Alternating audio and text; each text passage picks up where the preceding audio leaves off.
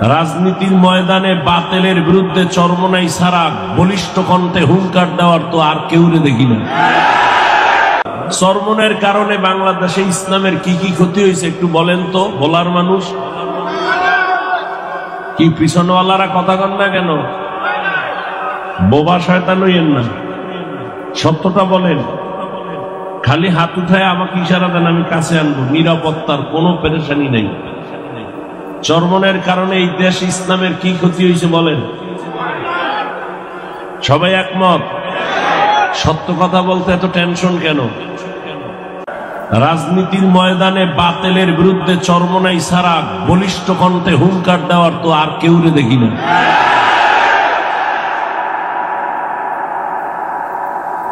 প্রত্যেকটা মুহূর্তে মুহূর্তে বাতিলের বিরুদ্ধে মোকাবেলা করতে করতে তারা এখনো দাঁড়ানো আছে।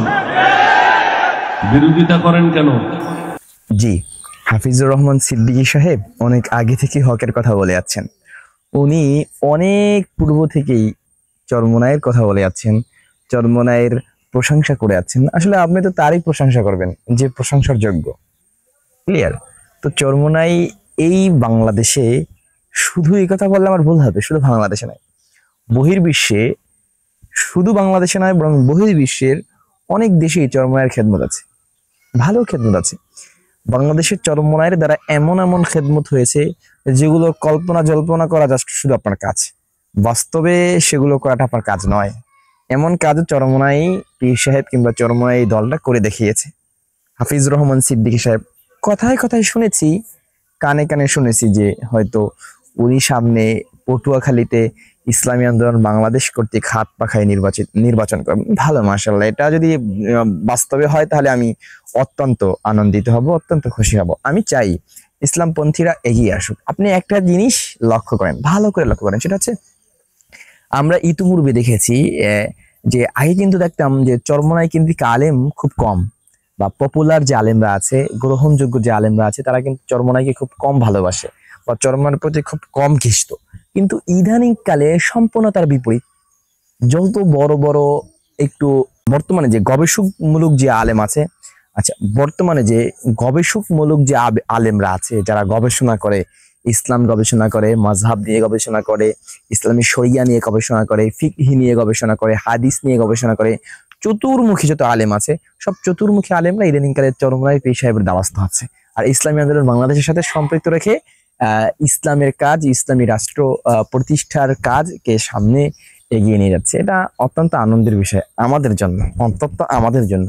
আমরা চাই শুধু হাফিজুর রহমান সিদ্দিক ব্যক্তি একাই চরমনাইয়ের পক্ষে কথা বলবে না, শুধু হাবিবুর রহমান মিসবাহ ব্যক্তি একাই চরমনাইয়ের পক্ষে কথা বলবে না, শুধু রেজান রফিকি ব্যক্তি একাই চরমনাইয়ের পক্ষে কথা বলবে না, বরং সবাই, হাসান জামিল ব্যক্তি একাই চরমনাইয়ের পক্ষে কথা বলবে না, খালেদ সাইফুল আইয়ুবী ব্যক্তি একাই চরমনাইয়ের পক্ষে কথা বলবে না, আব্দুল বাসেত খান সিরাজি ব্যক্তি একাই চরমনাইয়ের পক্ষে কথা বলবে না, চরমনাইয়ের কাজকে, চরমনাইয়ের এই আঞ্জামকে দূরে এগিয়ে নিয়ে যাবে না।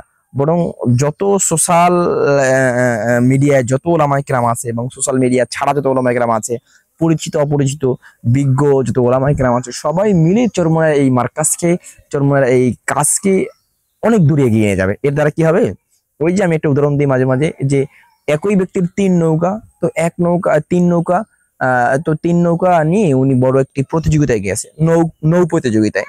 তো দেখতে পাচ্ছে যে ওনার তিনটা নৌকার মধ্যে একটা নৌকা বেশি এগিয়ে যাচ্ছে। তো এখন ওনার কি উচিত? ওনার তো উচিত ওই নৌকাটাকে বেশি এগিয়ে নিয়ে যাওয়া। আর দুইটা নৌকা দেখে পিছনে পড়ে গেছে, ওই দুইটা নৌকা পিছনে পড়ে যাক, আর যেই নৌকাটার সামনে অগ্রসর হয়ে গেছে ওটাকে আমরা মৌলিক সীমানা পর্যন্ত নেই। এটা আমাদের মুখ্য কাজ হবে। কিন্তু যদি আমি ওই যে দুই নৌকা পিছনে পড়ে গেছে ওই দুই নৌকাকে আনতে যাই, তাহলে সবগুলো দেখা যায় সামনের নৌকাটাও পিছনে পড়ে যাবে। তো আমি আর জেতার সম্ভাবনা আমার মধ্যে রইল না। সেক্ষেত্রে আমার এই প্রসেসটা গ্রহণ করা কিন্তু ভালো হবে, যে যেই নৌকাটা সামনে চলে গেছে ওটাকে আমরা সামনে নেই, বাকি যেগুলো পিছনে পড়ে গেছে এগুলো পরে, ওটাকে সামনে নিয়ে সুযোগ পেলে এগুলোকে পিছনের গুলো সামনে টানবো, সুযোগ না পেলে সেটা ভিন্ন ব্যাপার হবে। এই জন্য ইসলামী আন্দোলন বাংলাদেশ সর্বাগ্রে চলে গেছে। বর্তমানে বাংলাদেশের উল্লেখযোগ্য দলই হচ্ছে ইসলামী আন্দোলন বাংলাদেশ, ইসলামপন্থীদের মধ্যে, ডানপন্থীদের মধ্যে। এই জন্য আর দেরি নাই, সকল ওলামায়ে কেরাম, শুধু হাফিজুর রহমান সিদ্দিক একাই নয়, সকল ওলামায়ে কেরাম ঐক্যবদ্ধ হয়ে ইসলামী আন্দোলনের কাজকে, চরমনাইয়ের কাজকে দূরে এগিয়ে নিয়ে যাব ইনশাআল্লাহ। আসসালামু আলাইকুম ওয়া রাহমাতুল্লাহি ওয়া বারাকাতুহু।